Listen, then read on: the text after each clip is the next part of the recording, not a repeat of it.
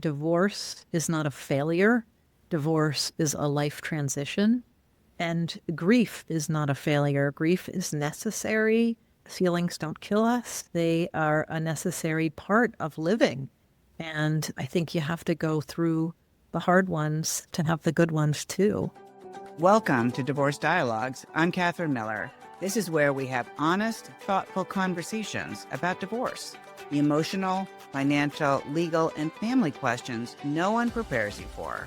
From deciding whether to separate, to navigating the process with dignity, to rebuilding what comes next, Divorce Dialogues is here to help you find clarity, perspective, and a better way forward. One of the biggest misconceptions about divorce is that it has a beginning and an end.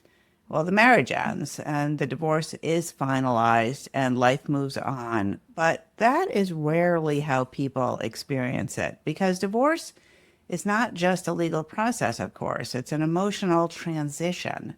And that transition often begins long before anyone files for divorce or even says they want a divorce. And sometimes it begins with, years of disappointment, loneliness, uncertainty, and unhappiness. But sometimes it begins the moment someone realizes that the marriage that they're hoping for, it may never exist. And it doesn't necessarily end when the judge signs off on the final divorce judgment or decree. The grief of divorce has its own timeline, and it doesn't move in a straight line. It can show up in unexpected ways. It can disappear for a while and then return just when you think you've moved past it, just like grief. And understanding that process matters, because this grief is not something to fix. And the more we understand what it is that we're experiencing, the less likely we are to mistake it for failure or feel like you're just not getting on with your life or getting over it. If you're not really facing it, can quietly shape those important decisions in your life without you even realizing it today. So I'm really excited that my guest today, Oona Metz, she spent years helping people understand that process, that grieving process of divorce. She's a licensed clinical social worker, certified group psychotherapist, and author who has guided hundreds of women through divorce and leads 3 weekly divorce support groups. She wrote a book, Unhitched, the Essential Divorce Guide for Women. And in that book, she introduces a 5-phase model of divorce grief that reflects how people actually experience this transition, not as a straight line, as I said before, but as an evolving process of loss, adjustment, and rebuilding. So today, we're going to be talking about what these 5 phases can teach us, why grief can affect everything from decision-making to self-trust, and how understanding the emotional process can help people move forward. Oona, thank you so much for joining me on the show. Oh, thank you so much for having me. I've really been looking forward to our conversation today, and particularly happy that you also have a book out about the emotional side of divorce. It's so important. It is the thing that's important, right? And the rest of it is just sort of structure around it, ways in which we have created for getting through it when people can't get through it on their own. And it's really hard to get through it on your own without professional support. So tell us about the 5-phase model of divorce grief. I think that you came to it after working with so many people. Let's just start with, what is it? Well, I'll tell you how I came to it, first of all, which is that as I was writing Unhitched, I got to the section in the book where it felt like it was important to kind of give a little bit of a map of how divorce goes, right? And I think so many people in the beginning phases, and sometimes even in the middle phases, it's so difficult and can be so stressful and heartbreaking. And people worry that that's it, that that's how their lives are going to be. And so I wanted to provide some hope also that it does for most people really get better, that there is an evolution. It's not a fixed state of emotional chaos, divorce, but it is more of a evolution. And I loved what you said about it not being a straight line. So I kind of looked at all the literature when I was writing the book, and I realized that there wasn't a good model out there, or I didn't find that there was a model that really resonated with all of the clients, the hundreds of clients I'd seen through the process. And so that's when I really began thinking deeply about my client's process and how I developed the model. And like you said, it's not a model where you begin a phase on a Monday and you end that phase on a Friday and then start the next phase on Saturday, right? It doesn't ever go in a straight line. Not everybody's going to go through every phase. The phases may or may not go in order. I think it's a general guide to help people to know kind of that what they're dealing with is normal and appropriate. It does normalize it. My father died about a year ago, and it's a different kind of grief, but it's grief nonetheless. I was so taken aback by how I just didn't know what to do with the feeling, right? I'm like, oh, so I'm a doer. Give me something, some process to just make sense of this. And it took me a really long time, not just to feel like, well, this is just this enormous thing, and I don't know how to process it. But I think what you were saying before, how important it is, like you have to feel it to heal it, right? Like feelings are meant to be felt and gone through, not to be avoided or criticized or drinking them away, or they're really meant to be felt. And once we can feel them, we can go through them and get to the other side. Well, that sounds really terrible to me. Like that you have to go through. I mean, those are sometimes feelings you just don't want to feel. It's just like, no, no, no, no, no. That's like a deep pit of pain. And so do the 5 phases help people at least understand what's happening to them in a way that is maybe supportive through that process of allowing yourself to feel what you need to feel? The first phase is always heartbreak. And it's heartbreak whether you initiate the divorce or not. And certainly, I think if the divorce is initiated for you, against you, then obviously it's not something you wanted. And so there's going to be heartbreak. But like you were saying earlier, people who decide to initiate divorce often do so after a long period of time. And I think after there are kind of multiple smaller heartbreaks along the marriage. So the initiation only comes after the heartbreak of not being seen, of not being heard, of not getting your needs met over and over and over again in your marriage. That phase, whether you're initiating or not, can be a little bit different. Sometimes if you're not the one who's initiating, it can be a real shock and a real betrayal. And in that phase, I'm really telling people, you've got to focus on eating and sleeping. And not making any major life decisions right now. We just have to get your central nervous system kind of back regulated, because I think in that first stage, it can be very traumatic, potentially. Before we sort of move on to the second stage, I've had many clients say over the years, listen, I knew it was bad. I didn't think it was that bad, right? We've been busy with the kids. We've been really just trying to make things happen. And I didn't know that he or she was so unhappy that whatever happened, but that they were going to choose to end this for something, either because they found something that feels more satisfying in another relationship, or they want to end this so they can begin that journey. And so those people, usually there's a sadness, right? It's not like the kind of anger that happens when someone thinks it was great. Right, right. Yes, yes, yes. And then, Una, I want you to talk a little bit about the smaller heartbreaks that you talk about along the way. I guess we were talking about realizing that your relationship, your marriage is never going to, again, fill in the blank, or that the person isn't willing to fill in the blank. So can you talk a little bit about what that is like, the kinds of examples and how that feels for people? Yeah, I mean, I think the most part, people have marriages that are sometimes good and sometimes bad, right? Or sometimes hard. Most people don't have marriages that are horrible every single day, right? And so we're not seeing those people. We're seeing people where there were good days, there were good weeks, there were maybe even good years, but then it's also kind of punctuated by times that are very difficult. I work primarily with women, and I think for women, one of the hardest things to give up in a marriage is the hope that it's going to get better, or the hope that your spouse is going to change. I read this thing that said, this is for straight marriages. Women get married hoping that their husbands will change, and men get married hoping their wives will not change. Yeah, both of those things are not realistic. That's right. That's right. Right? That's right. Because of course everybody will change, but not necessarily in the way you want them to, right? And I think there's this idea that, well, I'll find a way to fix them. Or if they love me enough, they'll fix themselves.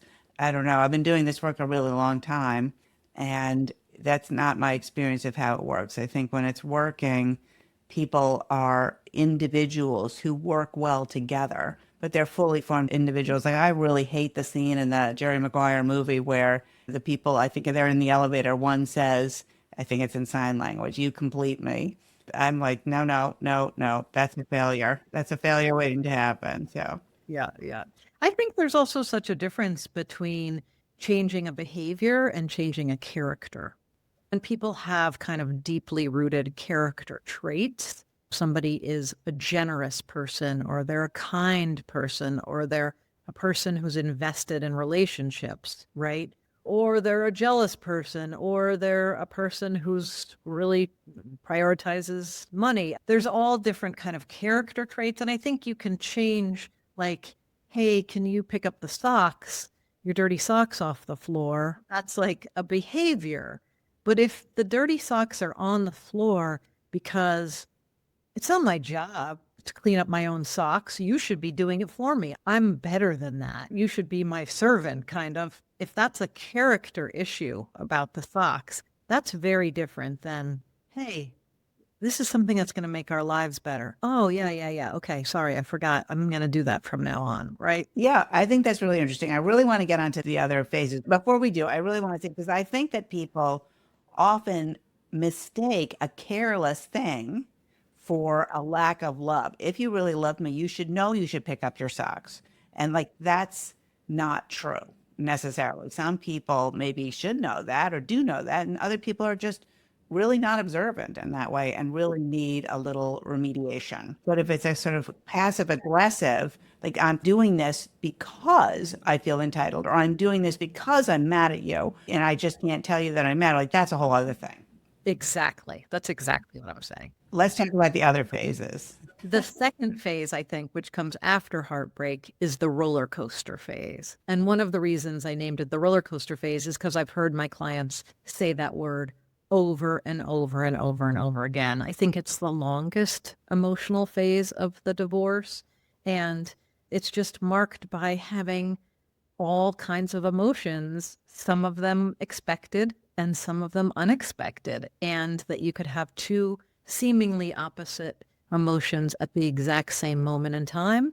For instance, you could feel incredibly angry at your ex and miss them at the same exact time, or feel a level of relief and joy when you wake up in the morning and then the rain clouds come and you find yourself crying in your car, right? Or somebody cuts you off in traffic and you just yell like you've never yelled before because you're holding so much. And this is what I want to normalize. Sometimes people say to me, like, I feel like I'm going crazy or my emotions are too much. And I really want to normalize that this is a very difficult period. And there's so many things that are changing and shifting and so many losses.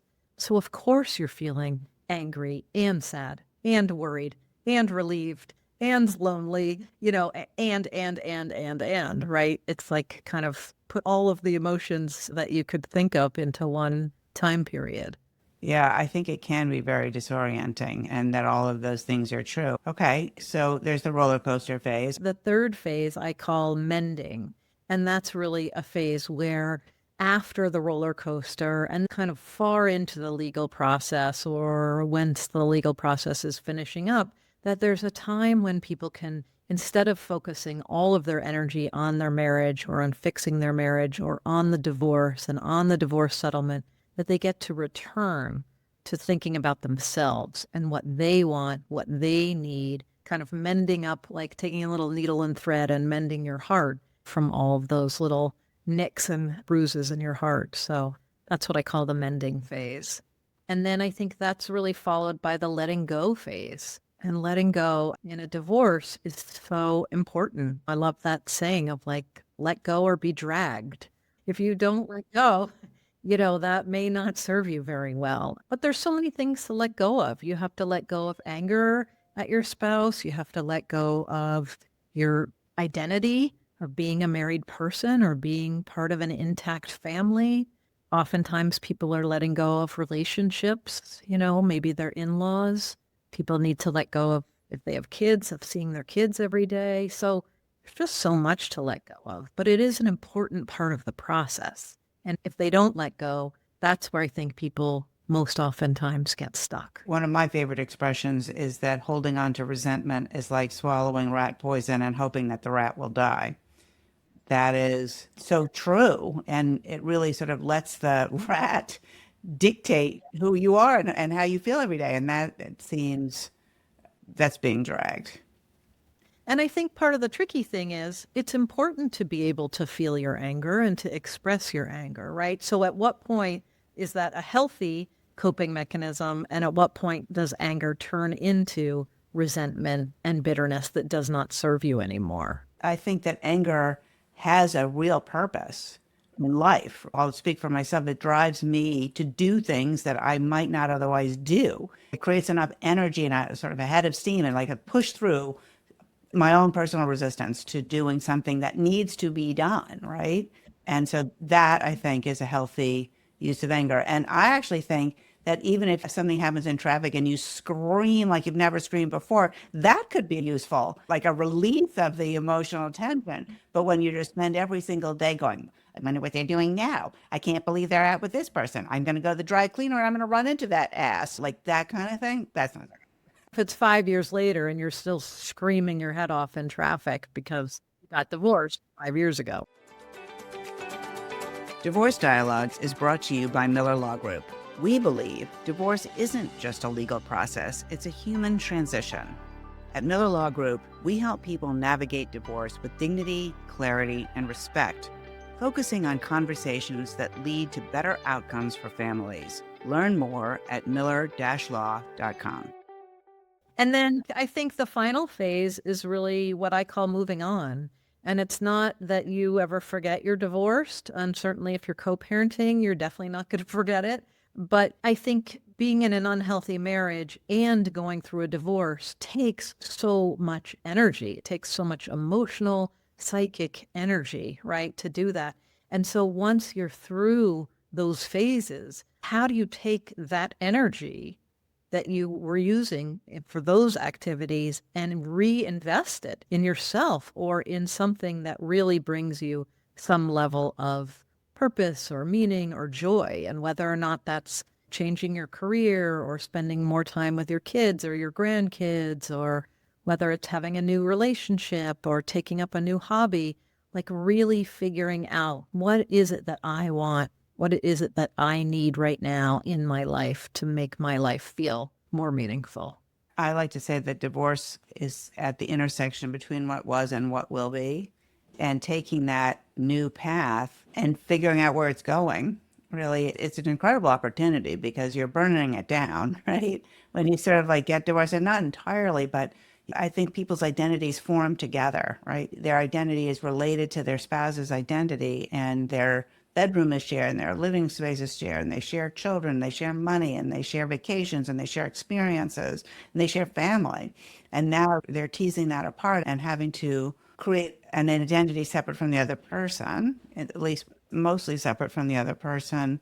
It's hard to do, and it's a tremendous opportunity to make things better. To really finally think about when it's just you and you're not thinking about what your spouse wants or what your spouse needs, that can free up some time and some energy. And to do things that you haven't done in years or you always wanted to try, I think that can be part of the mending process too, actually. Absolutely. Yeah. Let's talk a little bit about the nonlinear, because again, this is very frustrating for me. When I'm going through something that's hard, I want to be able to just go through it, right? Like I'm going to say, we're going to go 1, 2, 3, 4, 5. And at 4, I don't want to be thrown back to 2. And yet that happens. I just emailed a client today to say that the court was signing the judgment of divorce. And I find that when I send that email to people, and I always say this in the email, like you may find this actually quite disorienting. And I think they're thrown back to a roller coaster for not for a long time, but that sense of what, well, wait, what?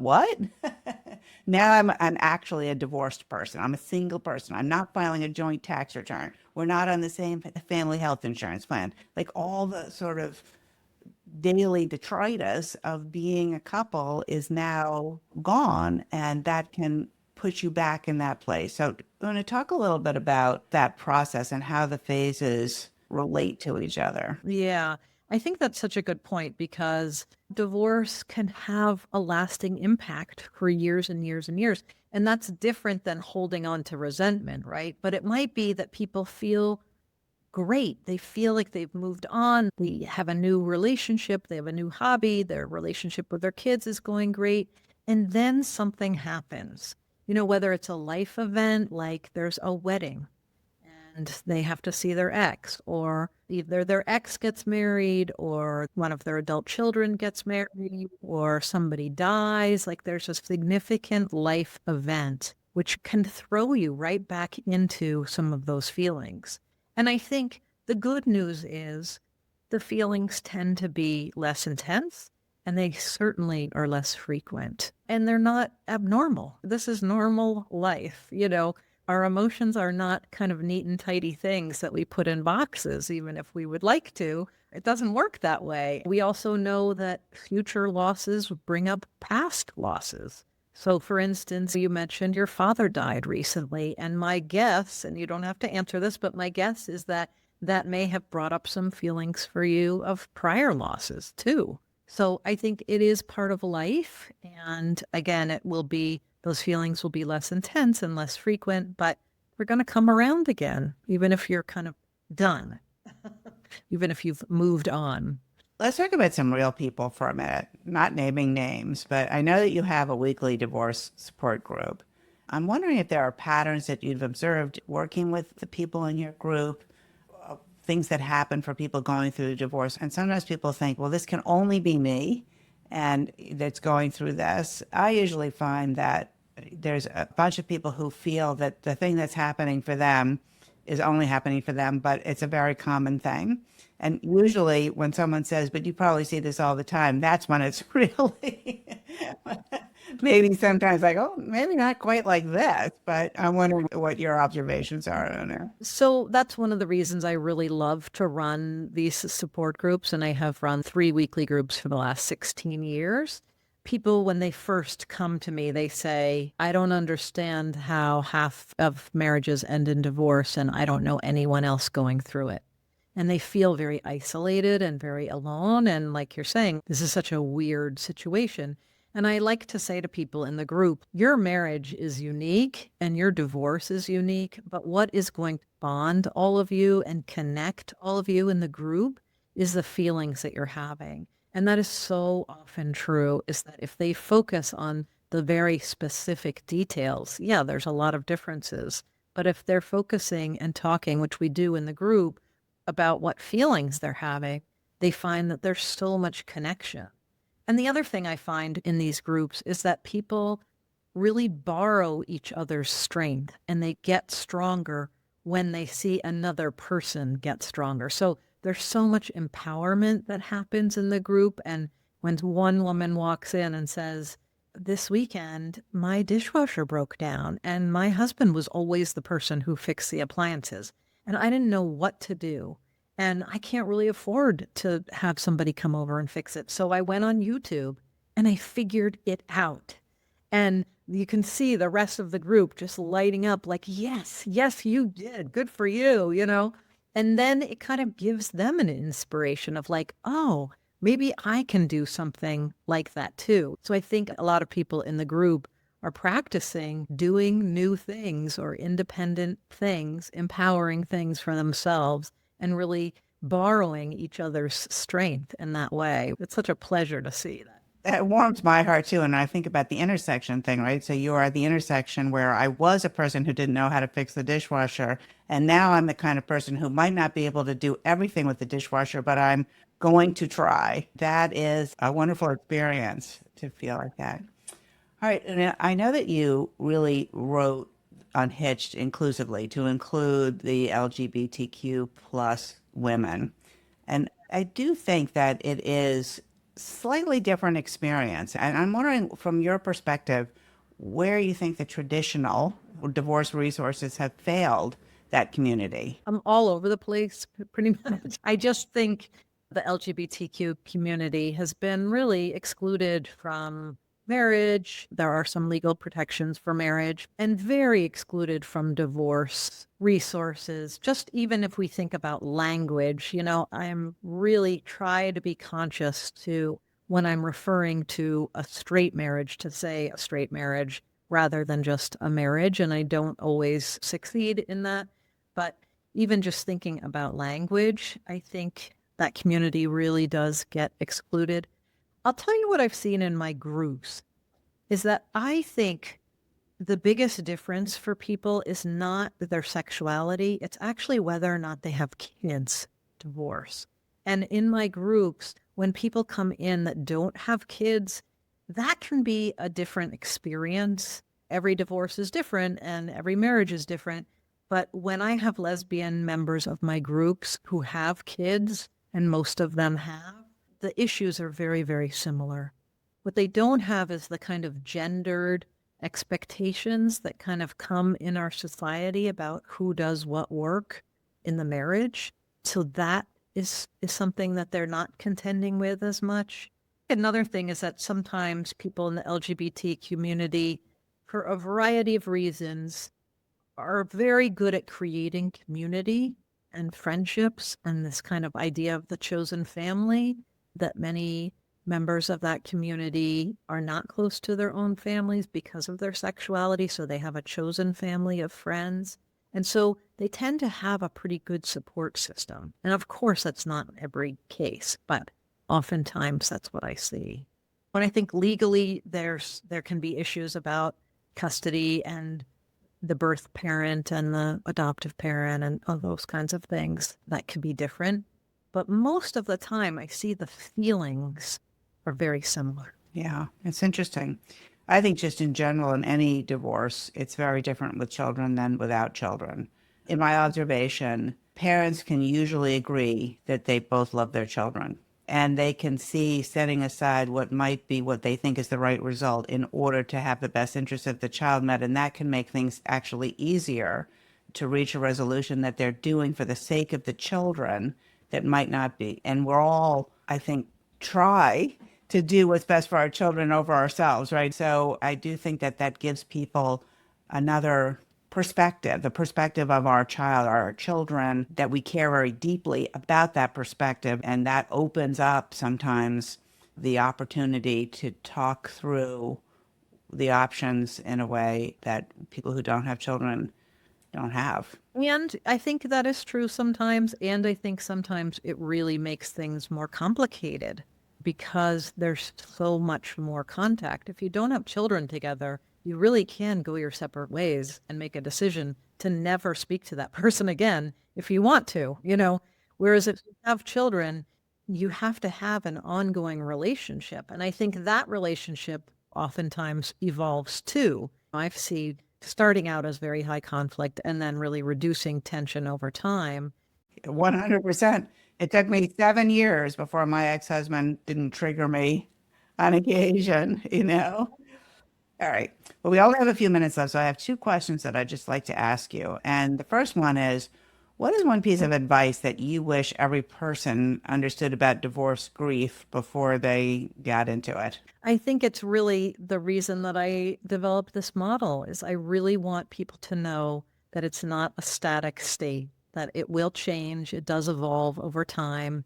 For most people, it really does get better. If you're in the terrible beginning phases, you're not stuck there. All right. Well, that is a great setup for my last question that I had in mind to ask you today. And that is, Oona, what is the reframe that you would offer someone who believes that continuing to grieve means that they are not healing and they're not moving forward?